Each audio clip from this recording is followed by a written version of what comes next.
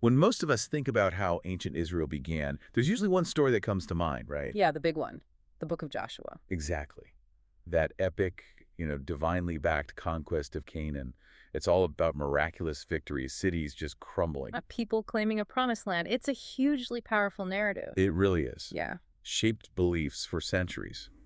But what if that's not quite how it went down? Mm. What if the latest archaeology, linguistics, all that critical scholarship actually paints a really different picture? Maybe less conquest, more survival. That's exactly what we're diving into today. We want to unpack the evidence that's really reshaping how we understand Israel's earliest days, especially looking at it through the lens of the late Bronze Age collapse and those mysterious sea peoples. Right. And for this deep dive, we're leaning heavily on insights compiled in excerpts from Samuel.pdf, specifically a piece by Skylar Fiction called From Collapse to Covenant, Rethinking Israel's Origins After the Sea Peoples. Yeah, it pulls together a lot of the current thinking. So let's get into it. What does the latest research actually suggest happened? Okay, so to really get this, we first need to understand this. This massive event called the Late Bronze Age Collapse. It sounds dramatic. Oh, it was. We're talking around 1200 down to maybe 1150 BCE. Huh? Imagine like the whole interconnected world of the time just falling apart. An entire civilization crumbling almost overnight. Pretty much.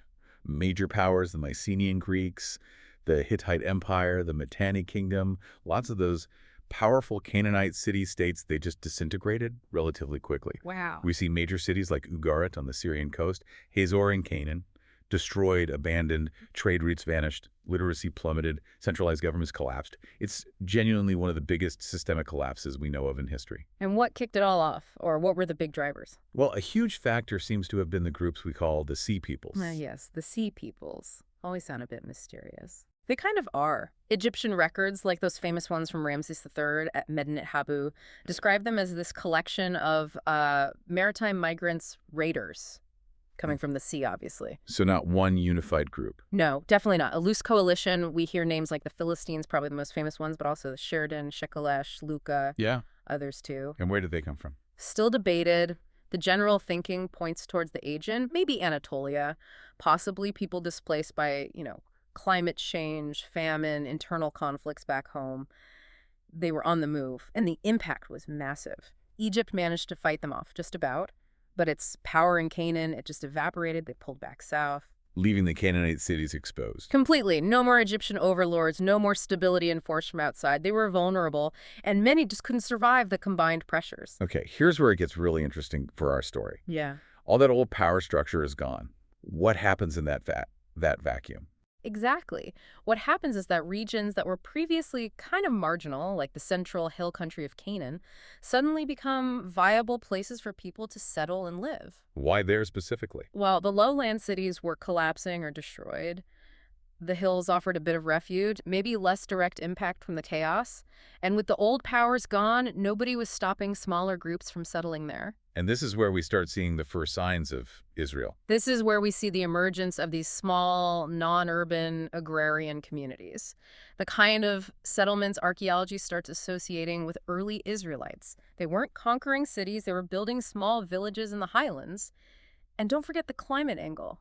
There's pretty strong evidence for widespread drought and famine around this time, too. So an environmental crisis on top of the political one. Right. Pollen data, things like that, suggest a major drop in rainfall. That would have hit agriculture hard, especially in the established zones. It probably fueled the collapse and definitely pushed people to migrate or find new ways to survive, like moving into those highlands. It sort of clears the stage, ecologically speaking. Now, when people talk about evidence for early Israel, there's one artifact that always comes up. The Merneptah Stele. Ah, yes. The stele, dated around 1207 BCE. Hugely important. Because it's the earliest mention of Israel outside the Bible, right? Yeah. And often used to support the conquest idea. It is. And the key line, the famous bit, says something like, Israel is laid waste, its seed is no more. Sounds pretty definitive. It does sound like a conquered enemy. But here's the fascinating part, the nuance. When you look closely at the hieroglyphs, the way Israel is written, it uses a specific sign, a determinative, that signifies a people group, a tribal entity. Not a city or a state. Exactly. Unlike Ashkelon or Gezer, mentioned right alongside it, which are marked as city-states. So the stele itself seems to be talking about Israel as a people, probably in the hill country, not as a kingdom that had just conquered cities. Okay, but what about the laid waste part? That sounds pretty destructive. It does, but we have to remember Egyptian royal inscriptions. They loved hyperbole. Right, bragging about the pharaoh's victories. Precisely. Glorifying the king was job one. So laid waste might be rhetorical flair, a claim of dominance, not literal annihilation. Some scholars, like Eric Klein, even suggest Merneptah might be taking credit for chaos caused by others. Maybe the Sea Peoples, maybe internal Canaanite strife, things that weren't really his doing. So the stele might actually show Israel emerging into this chaotic scene rather than causing it through conquest. That's a very plausible interpretation. It reflects their presence, their turbulent appearance on the historical stage, but not necessarily as a conquering army. Still, even with that interpretation, the fact that Israel is mentioned at all as a distinct group in 1207 BCE, that's huge. Absolutely enormous. It tells us something identifiable as Israel existed then. A group distinct enough for the Egyptians to notice and name. An identity perhaps forming in response to everything going on around them. Very likely. Maybe defining themselves against the fading Egyptian power or the newly arriving Philistines down on the coast. Not yet a kingdom, but a people taking shape.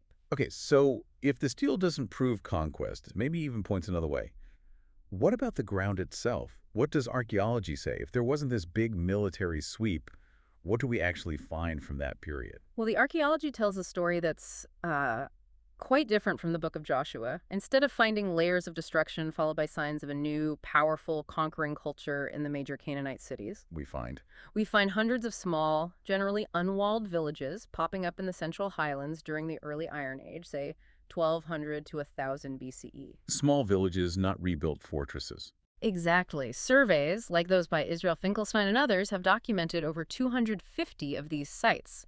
They have a pretty consistent profile. Simple houses, often this characteristic four-room house design. I've heard of those, kind of a standard layout. Yeah, seems adapted for family farming, maybe keeping some animals close. We also find lots of these collared rim jars, probably for storing grain or water, and simple stone-lined silos for storage. It all points to, subsistence farming. A fairly basic agrarian lifestyle. Right. Tribal, maybe somewhat egalitarian, definitely low resource compared to the old city-states.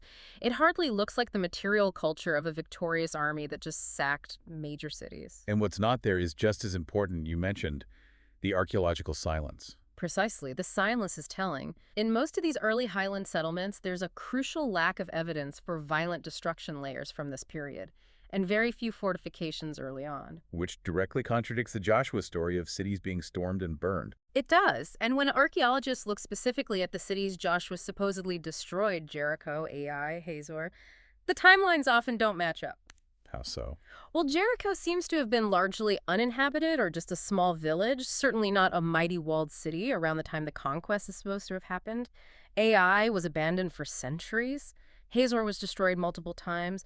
But pinning one specific destruction layer firmly on incoming Israelites during that narrow window is very difficult. Other groups, including Egyptians or internal factions, could have been responsible. So the big battles just don't show up in the dirt. Largely no. What does show up are these new highland settlements. They look more like a new social formation, emerging maybe pastoral groups settling down, people fleeing the collapsing cities, adapting to the new reality. And another interesting detail. You find very few Egyptian artifacts in these new villages. Suggesting possibly a conscious break, a distancing from the old imperial power and the urban culture that had just collapsed, a sign of a new, distinct identity forming. So the silence isn't really empty, it's telling its own story. Exactly, a story of building homes, planting crops, adapting. Not necessarily storming walls, it's a story of resilience. Okay, so if they weren't a conquering army sweeping in from outside, and they emerged out of this chaotic collapse, who were these early Israelites? Where did they actually come from?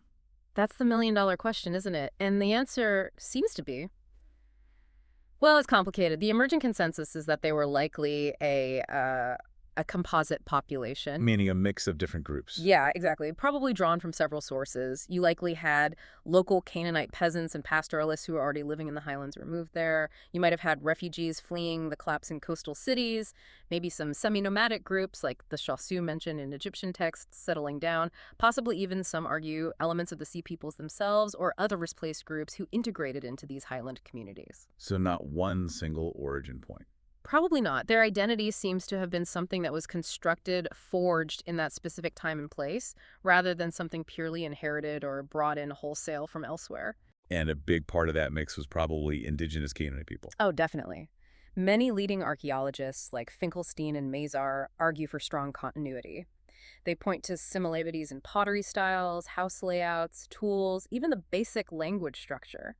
It suggests that many of these Israelites were local people who adopted a new social organization and identity. So the difference was more about how they lived and what they believed, rather than, say, ethnicity in a modern sense. Precisely. It seems to have been primarily a social transformation moving away from the hierarchical urban model towards something more decentralized, tribal, focused on subsistence agriculture in the highlands. Okay, if they're this mix of people, how does that identity solidify? How do they start seeing themselves as Israel, especially with other groups around, like the Philistines? That interaction is key. It seems their identity was partly forged in opposition to others, especially the Philistines down on the coastal plain. The Philistines being one of those Sea Peoples groups we mentioned. Right. And they established these quite sophisticated, wealthy urban centers. Think Ashdod, Ashkelon, Gaza.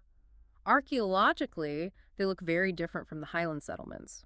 More complex material culture, trade connections, different pottery, different diet. And the Israelites define themselves against that. It looks that way.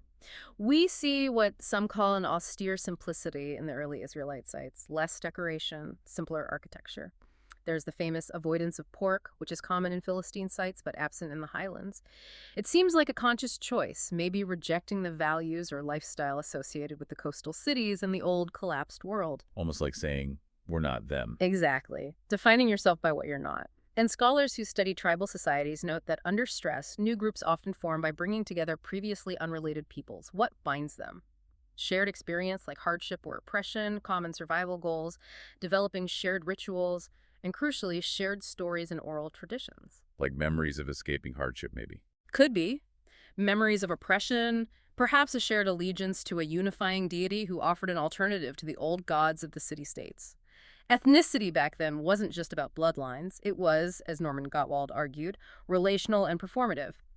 It was about drawing boundaries, telling your story, choosing who you were in relation to your neighbors. This feels like a crucial point. This doesn't mean we have to just throw out the biblical stories like Exodus or conquest entirely, does it? Not necessarily, no. It reframes them. These stories might not be literal blow-by-blow history of these specific events, but they could absolutely capture deeper truths.